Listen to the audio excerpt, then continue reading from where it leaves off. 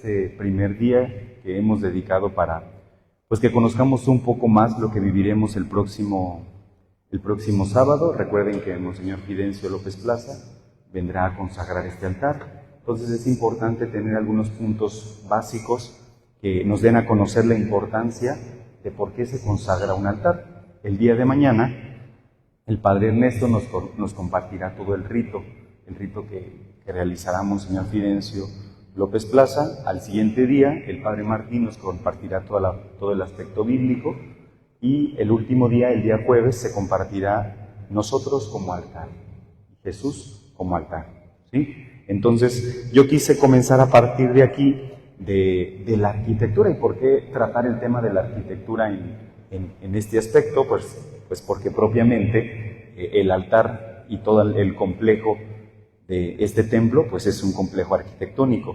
Entonces la arquitectura y la liturgia tienen que ir unidas. ¿Para qué? Para poder tener un mensaje esencial. Vamos a continuar. Antes de empezar, vamos a empezar en el nombre del Padre, del Hijo y del Espíritu Santo. Amén.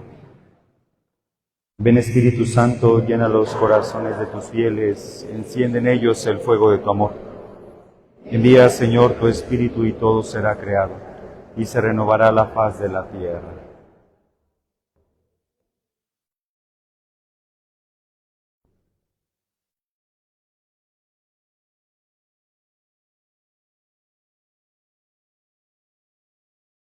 Trono de la sabiduría, ruega por nosotros. Pueden tomar asiento. Pues vamos a comenzar a hacer una distinción en lo que nosotros denominamos lo que es lo sagrado y lo profano. Y cuál es el fundamento de lo sagrado y cuál es el fundamento de lo profano. Se analizarán los elementos esenciales de la arquitectura sagrada, después los desafíos y al final pues la relación, toda la parte del altar, cuál es su relación, cuál es todo el sentido teológico que guarda este altar. Siguiente. ¿El para qué? Pues a analizar así un determinado estilo arquitectónico en sus fundamentos teóricos, se propone o no una ruptura, etcétera, etcétera. Siguiente. Siguiente. Siguiente. Siguiente. Ahí está. Vamos a decir que el entorno donde se mueve el ser humano, pues es un espacio. Todo significa lo mismo, las obligaciones integradas a la sociedad industrial. El espacio profano es un espacio cualquiera, pero hay un espacio distinto para el hombre religioso. Siguiente. Entonces, identificamos cuál es, por ejemplo, y aquí identificamos el espacio sagrado. Podríamos decir que es el espacio profano, y aquí encontramos el espacio sagrado. Siguiente.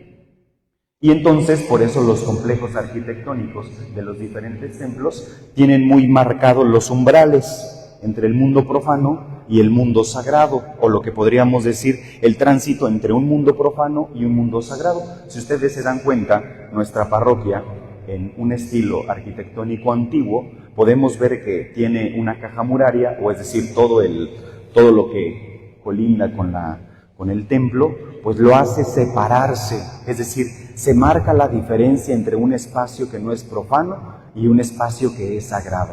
Entonces las personas cuando llegan al templo ven una puerta y entonces al acceder comienzan a entrar a un espacio que ha sido sacralizado.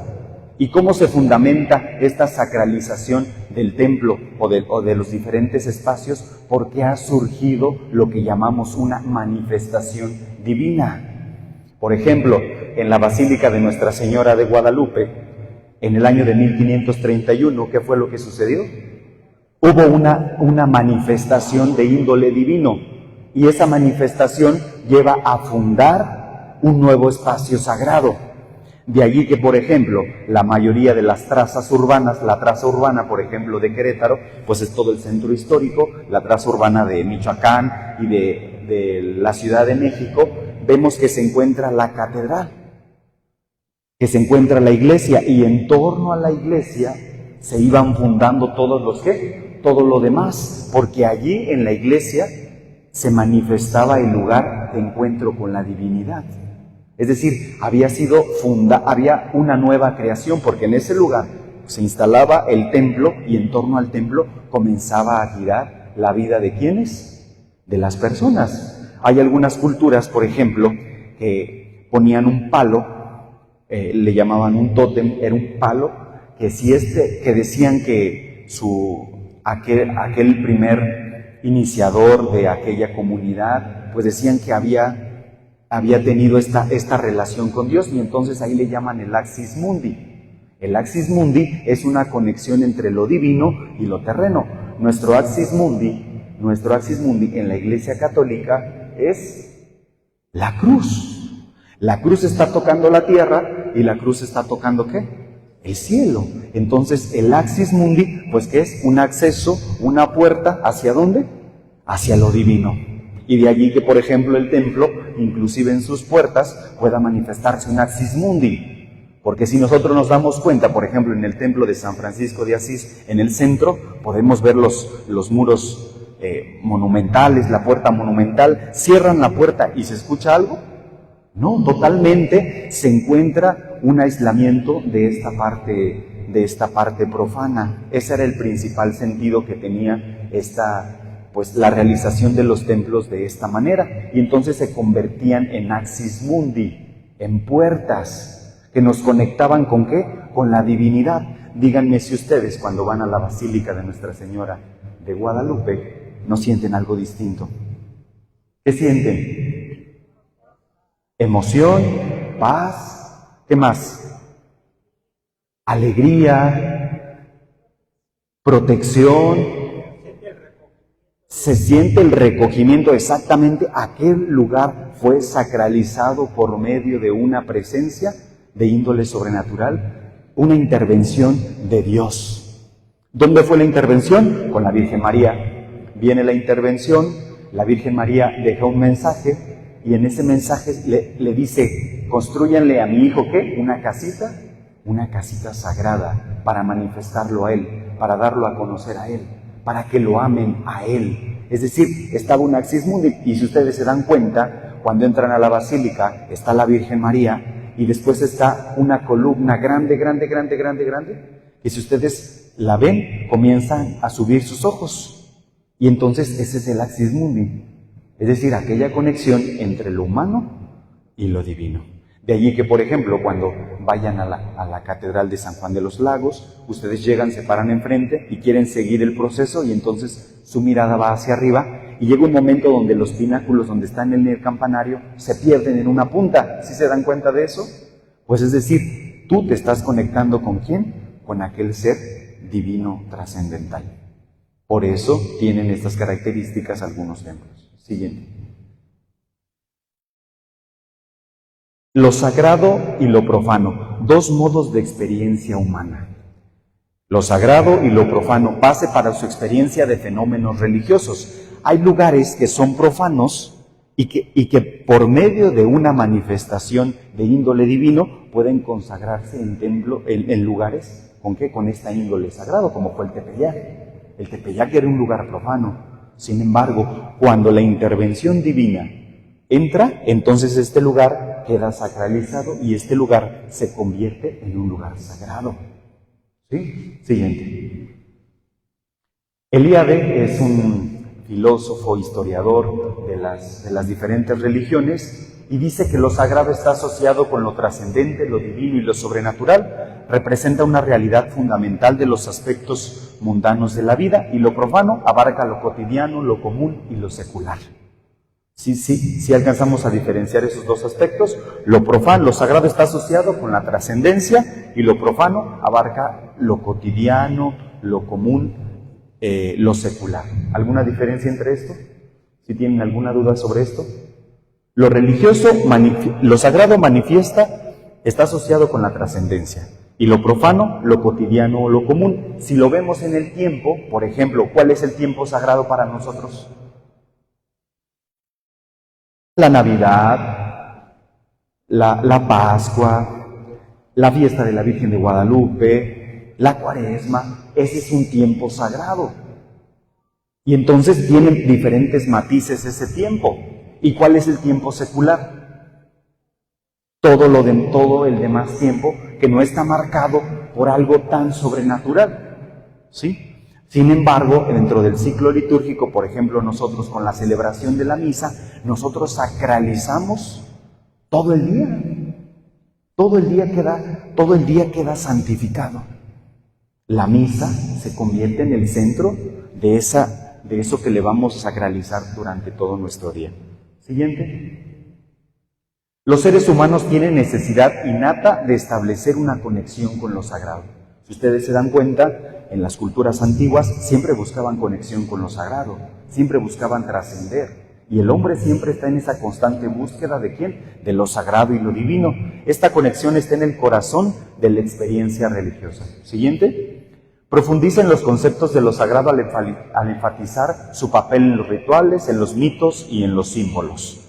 Los rituales, pues que existen en diferentes culturas. Los mitos, por ejemplo, hay mitos que empiezan a darle forma a una comunidad por medio de un mito. Y los símbolos, por ejemplo, uno de los símbolos que nosotros tenemos como cristianos, ¿cuál es? Un símbolo.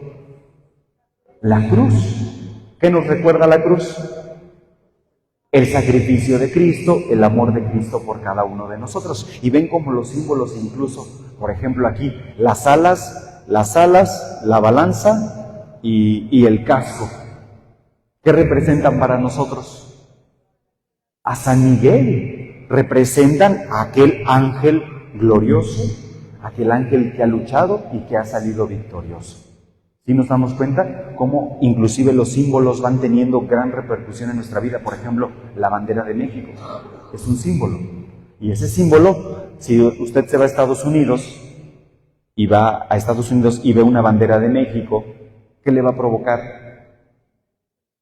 Sentimiento, una conexión directa ¿con qué? Con una realidad que usted experimenta. Su familia, sus tradiciones, su cultura y todo aquello que va encerrando estos símbolos. ¿Sí? La experiencia experimentan un profundo sentido y propósito, permiten acceder a lo trascendental y constituyen un puente entre lo sagrado y lo profano. ¿Sí? Siguiente. Antes. En los rituales se estructura tiempo y espacio.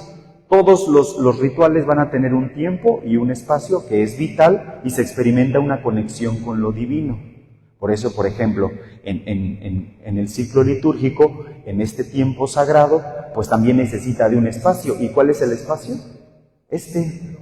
El templo es ese lugar físico, ese espacio vital. Siguiente. La hierofanía. La hierofanía es una manifestación de lo sagrado en el mundo profano. Puede tomarse de diferentes lugares, de diferentes formas, lugares, objetos, eventos, experiencias extraordinarias. A través de las hierofanías, las personas pueden vislumbrar y sentir la presencia divina. Por ejemplo, en la Sagrada Escritura, esa es una teofanía cuando es directamente Dios. ¿Recuerdan cuando Dios le habla a Moisés? Hay una teofanía. Y entonces fíjense lo que Dios le dice a Moisés. ¿Qué le dice? Quítate las sandalias porque el lugar que pisas es sagrado. Fíjense, a partir de una manifestación. ¿Cuál fue la manifestación o el símbolo que estaba viendo Moisés? La zarza ardiendo que no se consumía. Y entonces, fíjense cómo esa manifestación divina hizo que incluso ahí se manifieste, quítate las sandalias porque el lugar que pisas es santo, es sagrado. ¿Sí se dan cuenta? Antes podías traer las sandalias, pero desde que hay una manifestación divina, Dios inclusive empieza a separar esta. Exactamente, ¿por qué? Porque ya es un lugar sagrado. Y por eso, por ejemplo, nosotros no podemos venir a comer al templo, ¿o sí? ¿No? ¿Por qué? Porque es un lugar sagrado que ha sido consagrado.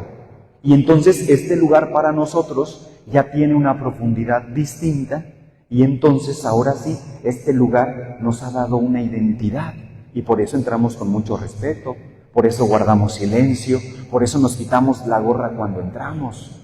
Por eso pasamos frente al altar y frente al sagrario, hacemos nuestra reverencia y hacemos una genuflexión. ¿Sí se dan cuenta cómo los espacios se van marcando? ¿Sí? Siguiente. Por ejemplo, en toda la Sagrada Escritura se habla acerca de ¿qué? De montañas. Dios, ¿dónde manifiesta su designio a Moisés? En una montaña. Por ejemplo, ¿el cerro del Tepeyac es una montaña? Sí, es una montaña. Y en toda la Sagrada Escritura, en el Antiguo Testamento, se decía que las montañas son el lugar de encuentro ¿con quién? Con Dios. Y de allí, por ejemplo, que la Virgen de los Dolores de Soriano tenga una forma cónica. ¿Sí saben qué es una forma cónica? De un conito, y así tiene forma de conito porque quería representar a la montaña. Por eso tiene forma cónica. Hasta el último se encuentra una cruz como el lugar de encuentro hacia donde debe conducirnos la presencia de la Virgen María. ¿Al encuentro con quién? Con Dios. La montaña es, por excelencia, el lugar del encuentro con Dios. ¿Sí? También en algunos lugares son los ríos. Y también son lugares de conexión. ¿Sí? ¿Alguna duda? Siguiente. El espacio sagrado, por ejemplo, en todo el Antiguo Testamento, Dios le habla acerca de la tienda del encuentro. Y fíjense, si uno está sacralizado por una barda perimetral, le está señalando que de aquí para acá es un espacio y de aquí para acá es otro espacio. Siguiente. Por ejemplo, los templos, iglesias, altares están diseñados como espacios que facilitan la comunicación con lo divino. En este caso, la cultura griega. La cultura griega era capaz de conectar en estos templos con sus dioses. Aquí, por ejemplo, se manifiesta inclusive, ven esta punta, este es el axis mundi, en la conexión con lo divino. En este lugar nos encontramos con lo divino. ¿Sí? Siguiente. El tiempo sagrado, lo que se denomina eterno retorno, donde los rituales permiten recrear eventos sagrados del pasado, pero trascendiendo el flujo lineal del tiempo profano. Es decir, el ciclo litúrgico no va así. Y siempre es lo mismo y no tiene ningún sentido. No es de esa manera. El ciclo litúrgico va así, porque aunque nosotros vayamos cada año recordando eventos específicos de la vida de Jesucristo, siempre van ¿hacia dónde? Hacia la consumación. Y nos van recordando, van en forma de espiral, nos va recordando que vamos hacia un lugar específico. Si no, no tendría sentido vivir en un tiempo lineal. Porque el tiempo y estos espacios sagrados que va permitiendo en la iglesia, pues tienen una finalidad. Siguiente. Conecta la historia sagrada con la fe de los creyentes. Por ejemplo, la historia de San Miguel Arcángel en Carrillo. ¿Cómo llegó San Miguel aquí? Lo trajeron de Tolimán. ¿Qué más conocemos de San Miguel Arcángel? Sí, pero por ejemplo, en relación, ¿cómo eran esas primeras conexiones de las familias con San Miguel? Se sentían identificadas. ¿Por qué? Porque la mayoría de las familias eran ¿de dónde? De Tolimán. Entonces ahí ya tenían un evento teofánico que habían apropiado, y entonces cuando se vienen aquí, no quieren dejar aquella manifestación divina. Y entonces, ¿qué hacen? Nos traemos ¿qué? Una imagen de San Miguel muy similar a aquella, y entonces aquel hecho de manifestación se reproduce ¿en dónde? Aquí. Y fíjense cómo le ha dado vitalidad a esta comunidad. Toda la comunidad se reúne en torno a una fiesta patronal, ¿sí o no? Vienen a darle gracias, ¿sí o no? Porque ha habido una manifestación que ha marcado la vida de un lugar, y entonces empieza a girar la vida sobre cada uno de ellos. ¿Sí? Siguiente. El simbolismo religioso, por ejemplo, la cruz conecta con lo trascendental, herramientas esenciales en las prácticas religiosas, las imágenes, las palabras y las acciones. El símbolo se convierte en un ¿qué? En un puente. Y entonces cuando vas en la calle y traes tu crucifijo, sabes que es un símbolo que representa la entrega de Cristo. Y es un puente. Y por eso en tu casa tú elevas un altar a Dios. Pones un lugar y ese es tu axis mundi. Ahí donde tienes tu Cristo, ahí donde tienes la imagen de la Virgen María, ahí es el axis mundi. Porque cuando tú sientes la necesidad o estás pasando por alguna tribulación, ¿qué haces? Vas al Cristo, giras, lo ves y entonces comienza este momento de oración. Si ves cómo incluso en tu casa hay un axis mundi, hay un lugar de conexión entre lo sobrenatural y tú.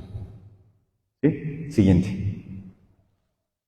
El hombre es religioso por naturaleza, la búsqueda de lo sagrado es universal, la experiencia humana fundamental de lo sagrado permanece constante, la religión es una parte integral de la existencia. A través de las hierofanías las personas pueden vislumbrar y sentir una presencia divina. Siguiente, esto ya se los había comentado. Siguiente. Por ejemplo, la sociedad tradicional, podríamos decir la sociedad de sus papás, inclusive de ustedes, la historia se percibe como algo sagrado. En la sociedad moderna, ya no. Todo el proceso ahora se percibe como algo lineal, común y profano. En la sociedad moderna, en la sociedad tradicional, se percibía como un fenómeno sagrado. La pérdida de una visión sagrada de la historia nos ha conducido a una alienación en el mundo moderno. Nos conduce, es decir, a la pérdida de sentido. Carrillo tiene sentido porque está presente el fenómeno ¿qué? Sagrado. Y entonces tiene sentido el que nosotros vengamos a agradecerle a ¿quién? A la intercesión de San Miguel Arcángel. Tiene sentido venir a la fiesta. Tiene sentido tener una imagen de San Miguel en nuestra casa. Entonces, vemos cómo incluso ahora, por ejemplo, esta sociedad moderna, pues ya no va conducida hacia ¿dónde? A la pérdida de un sentido. Y hoy vemos estas realidades y pues son claras. Siguiente. Siguiente. La promesa. Después de la caída, Dios tomó la iniciativa de restaurar la relación de la cercanía con el hombre. Entonces Dios ordenó a Moisés, hazme un santuario para que yo habite en medio de ellos. Hazme un santuario para que yo habite en medio de ellos. Lo harás conforme al modelo de la morada y del mobiliario que voy a mostrarte. Así lo dice Éxodo 25, 1, 9. Siguiente. Y este es el lugar sagrado. Aquí está el espacio, incluso el lugar santísimo, el lugar santo y el atrio. Este mismo esquema se conserva ¿en dónde? Aquí. El lugar santísimo, el lugar santo y el atrio. El atrio, el lugar santo y el lugar santísimo. ¿Sí? Entonces vemos cómo inclusive vamos teniendo esta separación, demarcando lo que es. Por medio de esto se marca que esto es un lugar sagrado. Esto es inclusive aquí en todo este atrio se está diciendo que este lugar posee algo especial. ¿Sí? Que es sagrado también. Y todavía aquí en el centro hay otro espacio más pequeño, más sagrado. ¿Sí? Siguiente. Y entonces Dios ordena a todas las tribus, fíjense cómo los ordena, ¿en torno a qué? Al lugar sagrado, y recuerden que aquí se manifestaba la presencia ¿de quién? De Dios. Entonces fíjense, en torno a este lugar se están ordenando las comunidades. En torno a este lugar, en torno a las parroquias, ¿quién se establece? Las familias, las casas, ustedes. Esta es la parroquia, imagínense la parroquia de Carrillo, aquí está tu casa, aquí está la tuya, aquí está la tuya y aquí está la tuya. Porque reconocemos que en este lugar hay algo sagrado. ¿Sí? Siguiente. ¿Cuáles eran los objetos que poseían esos lugares sagrados? ¿Esto qué era? No. Este es el altar del sacrificio. ¿Hacia atrás? ¿Atrás? Aquí. Este es el altar del sacrificio. Es el altar altar donde cuando ingresabas tenías que, aquí se ofrecía la víctima, te lavabas y podías entrar. ¿Sí? Siguiente. Este ya está en el primer cubículo. Este es el altar ¿de quién? Del incienso. Este es el altar del incienso.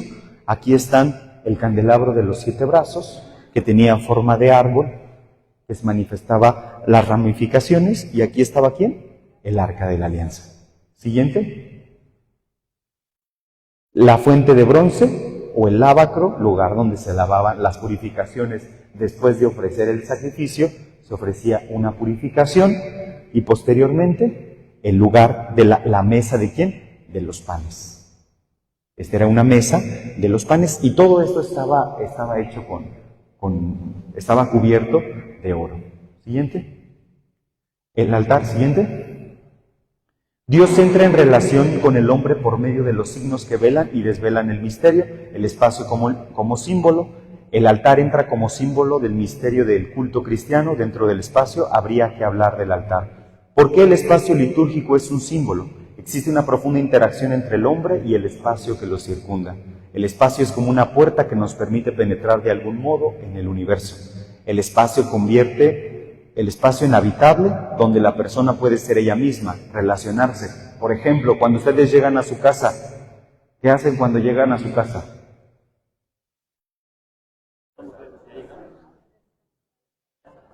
Se quitan los zapatos, porque ese es un lugar en donde ustedes sienten, un lugar habitable, es decir, un lugar donde ustedes sienten la confianza de hacerlo.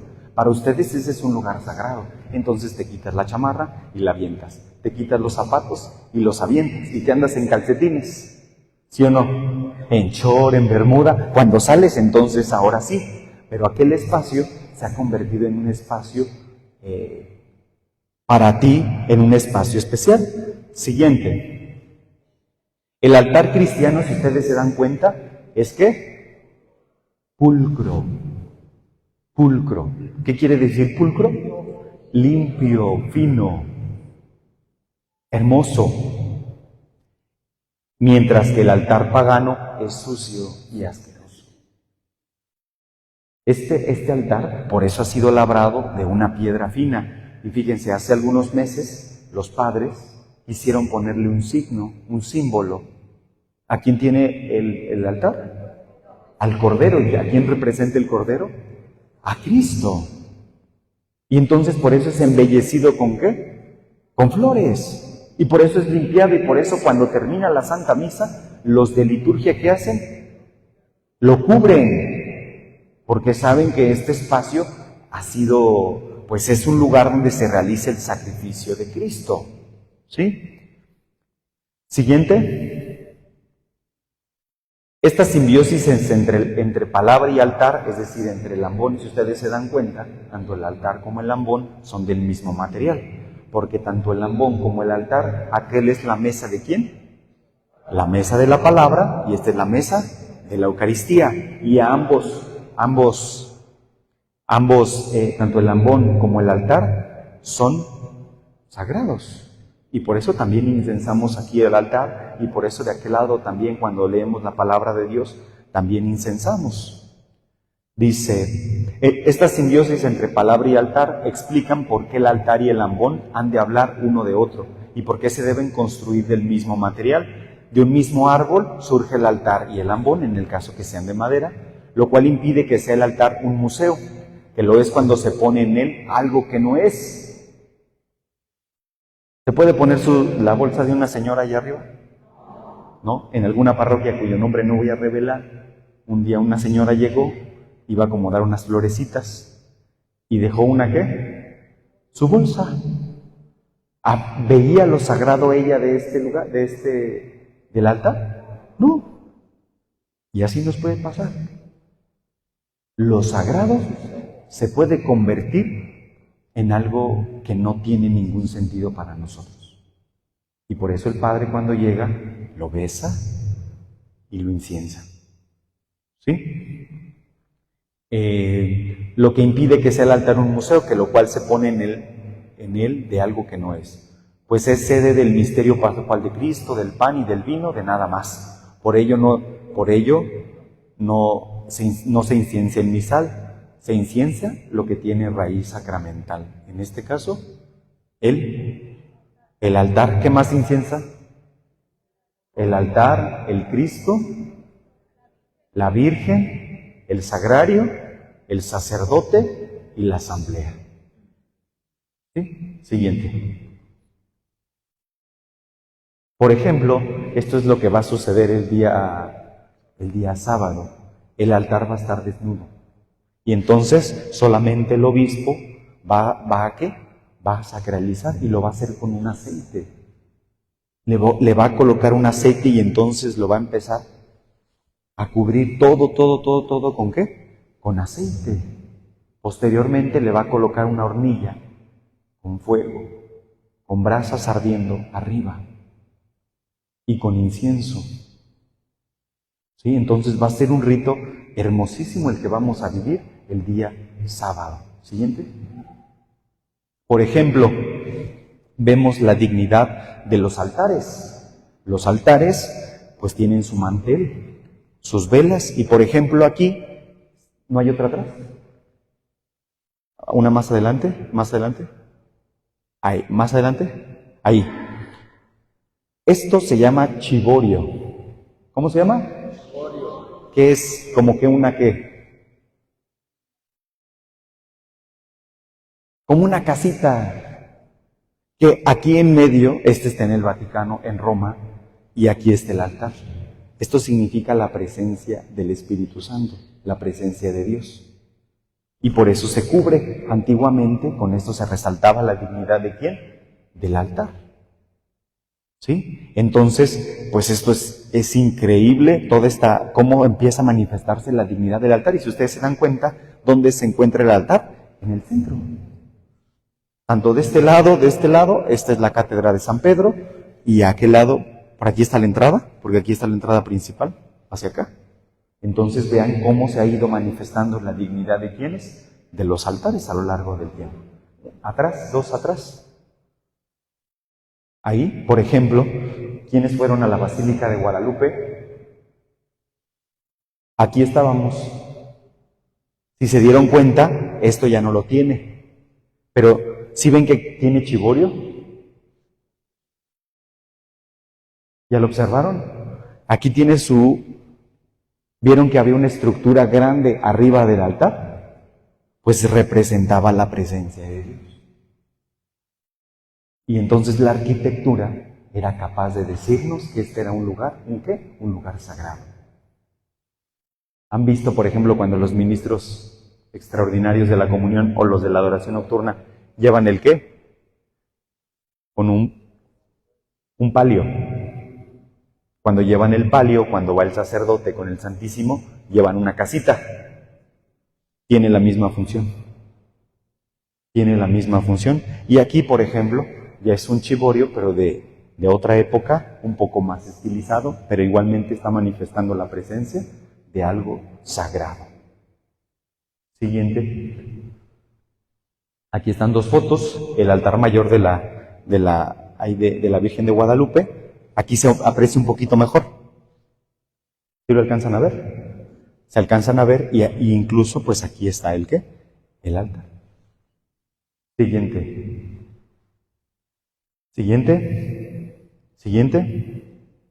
Cristo es el centro y por ello el altar debe estar en el centro, lo cual no es una conclusión sino un punto de partida. El papel del Espíritu Santo en la dedicación es importante. La presencia del Espíritu Santo el día sábado va a ser importantísimo. El altar dentro de la teología de la celebración litúrgica tiene un lugar preeminente. No se puede pensar la celebración eucarística sin la referencia material, estética y simbólica que tiene el altar en cuanto a lo material. Dos cosas. La materia de la fábrica, cuando se piensa en una mesa cualquier arquitecto o diseñador debería aludir al uso que se le va a dar. Por eso mismo, se remitirá necesariamente a la teología sobre el altar sagrado. ¿Sí? La historia bíblica sobre el altar delata la materia utilizada en La piedra es un material noble, su uso asegura la durabilidad y al mismo tiempo la nobleza en su significante dureza y eternidad. Los altares sacrificiales, siempre en piedra, han servido para que allí se hagan las inmolaciones rituales, los sacrificios cruentos de comunión y expiatorios. ¿Qué sacrificio realizamos aquí? El sacrificio ¿de quién? De Cristo. Siguiente. Un detalle interesante es el uso de la piedra sin ser labrada. Antiguamente pues se utilizaban algunas piedras sin ser labradas, se tomaban las piedras y ahí se hacían los sacrificios. Siguiente. Cristo es el centro y por ello el altar debe estar en el centro, lo cual no es conclusión sino un punto de partida, el papel del Espíritu Santo en la dedicación. Siguiente. El Concilio Vaticano II habla acerca de la belleza de los templos. Procuren cuidadosamente los obispos que sean excluidas de los templos y de los demás lugares sagrados aquellas obras artísticas que repugnen a la fe, a las costumbres y a la piedad cristiana, y ofendan el sentido auténticamente religioso, ya sea por la depravación de las formas, ya sea por la insuficiencia, la mediocridad o la falsedad en el arte. Por eso el arte, ¿qué debe manifestar el arte? Pues lo divino. El arte sacro debe manifestar lo divino. Por eso el Padre se le va a colocar una corona a la Virgen, porque está manifestando algo divino. Y vamos viendo la belleza de las imágenes. Siguiente. Por ejemplo, en la construcción de nuevas iglesias o en la restauración y adaptación de las antiguas, se ha de procurar que sean adecuadas para celebrar auténticamente los cultos litúrgicos y que participen y que garanticen la participación activa de los fieles. Y por eso el templo de Carrillo es así. ¿Para qué? Para que los fieles puedan participar de manera activa. ¿En dónde? En el sacrificio de Cristo. Siguiente. El Catecismo de la Iglesia Católica, en el número 2502, el arte sacro es el verdadero y bello, cuando corresponde por su forma a su propia vocación, evocar y glorificar en la fe y la adoración el misterio trascendente de Dios. Belleza supereminente e invisible de verdad y de amor manifestada en Cristo. ¿Sí? Entonces por eso nosotros incluso la imagen de San Miguel Arcángel pues la ataviamos con flores. Por eso le ponemos una nueva balanza, una nueva espada, un nuevo casco, porque representan aquello divino. Siguiente. ¿Y cuáles son los elementos importantes, por ejemplo, en la arquitectura sagrada? Es decir, la verticalidad. ¿Qué significa esto? Que cuando veamos estos elementos nos lleven a las realidades ¿qué? Celestiales. La permanencia significa también en la permanencia de Cristo en la cultura y la iconografía. ¿Vas a distinguir una iglesia protestante de una iglesia católica? ¿Por medio de qué? De la iconografía. La iconografía se convierte ¿en qué? En un vehículo de ayuda a los fieles a contemplar los misterios celebrados en la liturgia y experimentar lo trascendente. Y por eso tenemos como santo patrono a San Miguel Arcángel. Porque es un vehículo de conexión con lo divino. Siguiente. Y siguiente. Y por último, el arte al servicio de ¿quién? De la evangelización. Hoy necesitamos recuperar esos elementos esenciales ¿de quién? Del arte sacro en la vida de la iglesia. Aquí, gracias a Dios, pues tanto el Padre Martín como el Padre Ernesto siempre han cuidado finamente que estos detalles litúrgicos, estéticos, de armonía, de belleza, se vayan cuidando. Por eso le pusieron un signo al altar, por eso le pusieron un símbolo a ¿quién? Al Amón, por eso lo van a consagrar.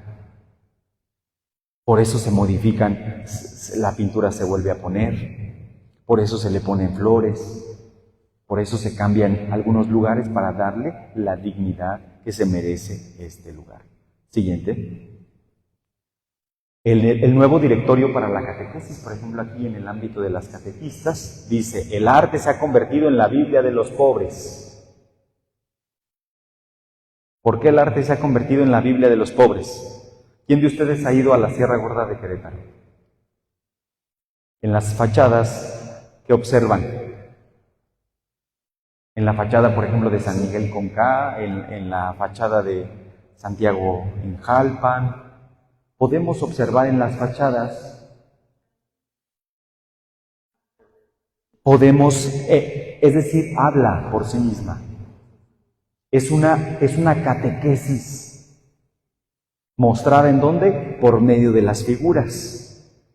Por ejemplo, ahí en la de Conca se manifiestan dos árboles que inician en el suelo y que van recorriendo todo hasta llegar al final a la Santísima Trinidad. Pero antes te encuentras en el camino, ¿a quién? A San Miguel Arcángel, que te va a ayudar a llegar ¿a dónde? Arriba. Pero también a los lados hay dos sirenas, y las sirenas representan la tentación. Entonces aquellas personas no sabían comunicarse, pero el arte hablaba y manifestaba un mensaje central. Y por eso dicen que la arquitectura, el arte se ha convertido en la Biblia de los pobres, donde el pueblo sencillo puede leer las verdades de la fe, en la belleza de las imágenes y las construcciones que les hacen posible comprender los dogmas más complicados de la Iglesia. Aún hoy esta belleza de los templos antiguos sigue ejerciendo el poder de la fascinación que nos arrastra a encuentro con la fe, que es capaz de persuadir para profundizar en los contenidos de la revelación. Por ejemplo, ¿quién conoce el templo de Santa Rosa de Viterbo? ¿Cómo ven ese templo? ¿Cómo? Majestuoso, hermoso, está manifestando porque está todo dorado, es el estilo barroco, ¿sí o no? Y entonces es como una realidad congelada. Es decir, aquella realidad sobrenatural se ha quedado congelada ¿en dónde? En todos los retablos. Por eso todo está en color oro. Y entonces la luz cuando entra es capaz de hacer todo un espectáculo de luz en aquel lugar, haciéndole ver al fiel que así será la vida eterna. ¿Sí ven cómo nos está dando una catequesis aquel templo? Nos lleva a otra realidad y esa es la función del templo, un axis mundi. ¿Sí? Siguiente. Monseñor Fidencio López Plaza, el pasado 19 de marzo del presente, el 10º obispo de la diócesis de Querétaro, en la inauguración del primer museo en la parroquia de San José Iturbide en Guanajuato, destacó la importancia de la promoción del arte y la cultura en nuestra diócesis con estas palabras. Los obispos en su reunión en Aparecida, Brasil, en el 2008 mencionaron: la Iglesia siempre ha sido un laboratorio de cultura, pero últimamente se han robado su laboratorio de cultura y ahora la cultura está en las calles, en las escuelas, en los antros, en los centros comerciales. La cultura ha salido de los templos, sin embargo resaltó con gran entusiasmo que la Iglesia siempre ha sido un laboratorio de arte y cultura y que es nuestro compromiso recuperarla y al mismo tiempo él se mostraba interesado en recuperarla. ¿Sí? Y eso es real. Por ejemplo, en un templo antiguo se encontraba la música, la pintura, la arquitectura, la escultura. Las artes se encontraban en un solo lugar, en los templos, porque estaban siendo toda aquella armonía, ayudaba a que el fiel viviera una experiencia de Dios. Siguiente. Diócesis de Querétaro. Tenemos 2 sacerdotes que han fortalecido esta parte del arte, por ejemplo, el padre Prisciliano y el padre Arturo Tomás. El arte sacro, dice el padre Prisciliano, el arte sacro es la expresión asumida por nuestra fe y plasmada por los artistas desde el cristianismo primitivo hasta nuestros días, y esta es una de sus obras. El padre Arturo Tomás, pues ha sido el arquitecto que diseñó, ¿quién? La capilla de teología de nuestro seminario. Siguiente. Gracias. ¿Sí? ¿Alguna duda? ¿Alguna duda?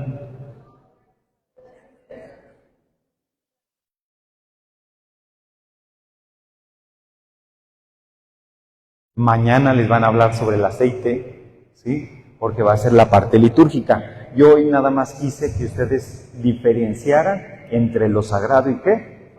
Y lo profano.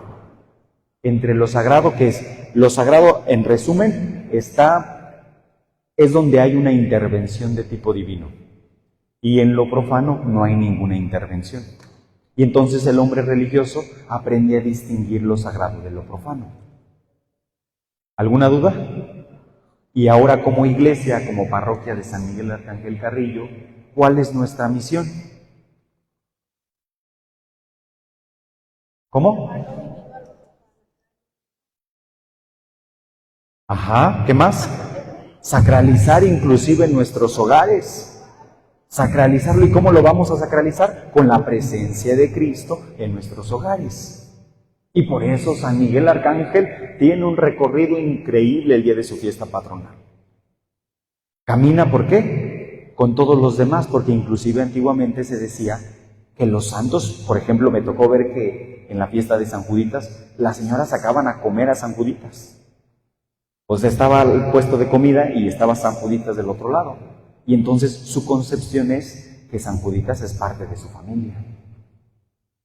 Y por eso San Miguel sale a las calles, porque no es alguien aislado, es parte de ¿quién? De una familia, de una comunidad.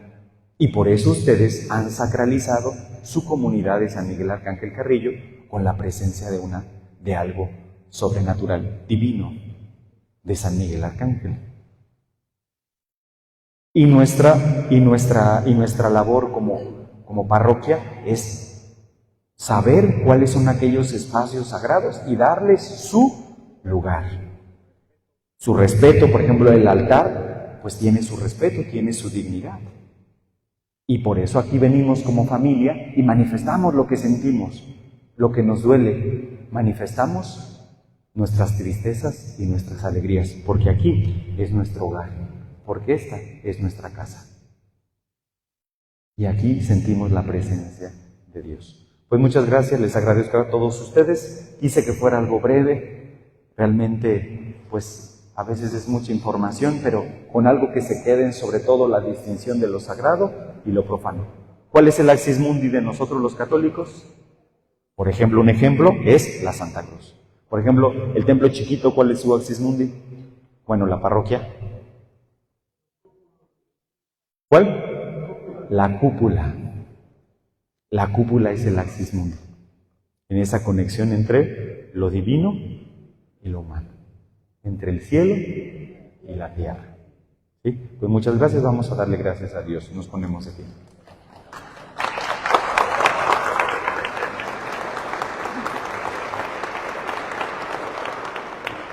Muchas gracias, Señor, te damos gracias porque pues permites que podamos conocer de todo lo grande que has creado. Gracias, Señor, por esta comunidad parroquial de San Miguel Arcángel.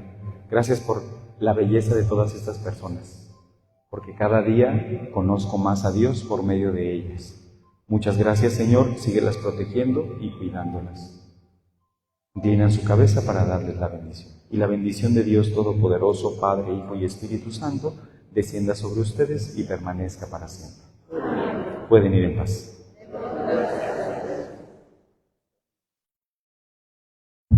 Y recuerden, los esperamos en el misma hora, en el mismo canal y en el mismo lugar. ¿Sí? Gracias.